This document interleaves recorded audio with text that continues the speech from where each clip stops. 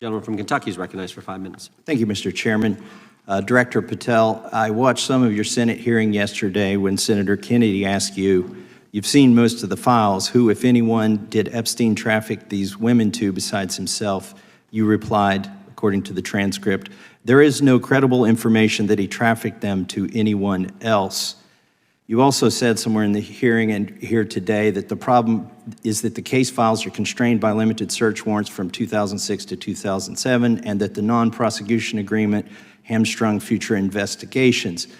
Those constraints only apply to Southern District of Florida. They do not apply to Southern District of New York, the location of the 2019 sex trafficking indictment, which produced many things, including a series of FD 302 documents.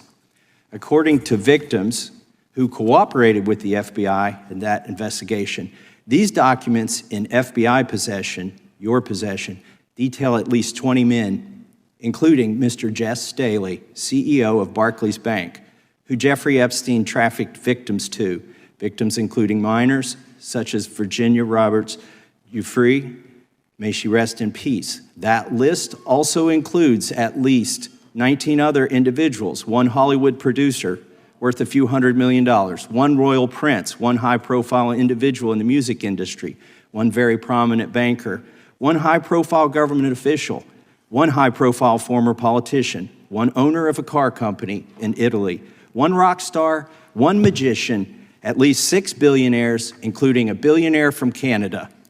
We know these people exist in the FBI files, the files that you control. I don't know exactly who they are, but the FBI does. Have you launched any investigations into any of these people, and have you seen these 302 documents?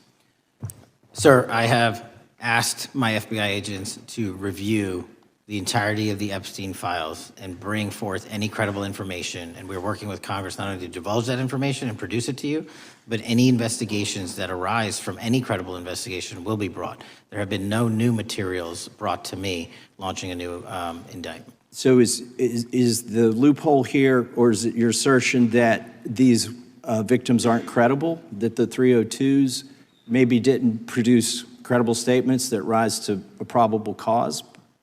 It's not my assertion, sir. It's the assertion of two different United States attorneys' offices from 3 separate administrations who investigated those same materials in lifetime. Are the 302 documents in the FBI's possession?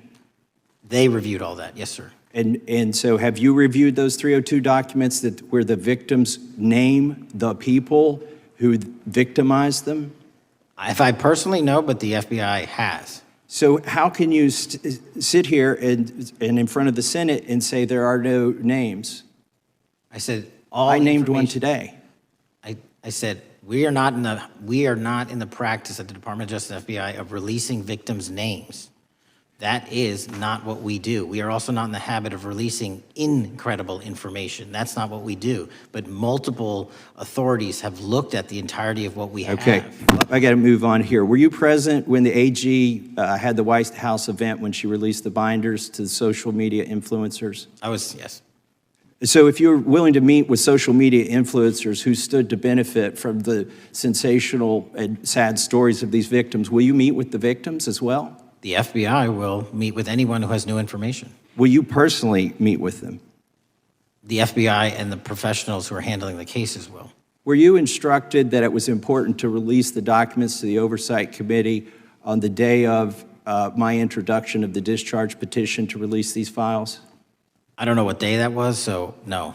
Well, they were released that day, and there were victims' names who weren't redacted because they were in such a rush, and the victims are not happy about that. Gentleman from Kentucky is recognized for unanimous consent. Mr. Chairman, I ask unanimous consent to submit 2 sets of documents. The first is a series of emails from the victims of Jeffrey Epstein. They are making FOIA requests to get their own FBI files and not having any success. So I want to bring attention to that by submitting that to the record.